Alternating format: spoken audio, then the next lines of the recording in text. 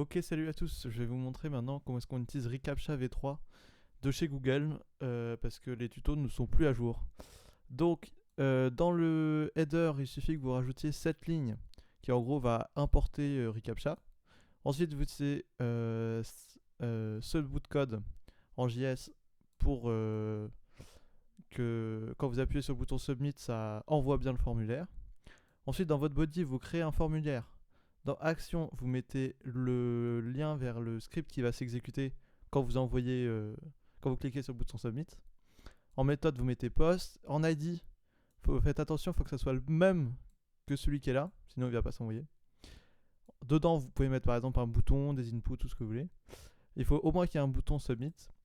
Dedans, vous mettez classe, vous mettez gReCAPTCHA.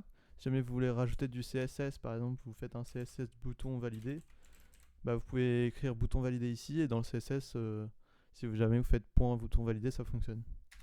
Voilà. Ensuite, dans Data Side Key, vous mettez votre clé HTML. Dans tous les tutos, ils expliquent comment faire, je vous laisse regarder. Dans Data Callback, vous mettez onSubmit. Dans Data Collection Submit. Et puis là, vous pouvez écrire un petit texte qu'il y a sur le bouton.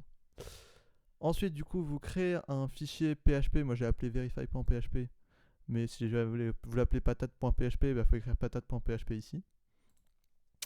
Et dedans, c'est là que ça change parmi tous les tutos. En fait, il suffit juste d'écrire, par exemple, response. On va faire une variable response. Et en fait, vous récupérez la réponse du serveur en faisant post de, attention, il faut que ça soit bien écrit, j-reCAPTCHA-response. Et ensuite, si jamais la réponse elle est égale à true, alors c'est que c'est un humain. Sinon, c'est que c'est pas un humain. En tout cas, selon reCAPTCHA. Voilà. J'espère que ça vous a aidé parce que moi j'ai bien galéré. Bonne chance!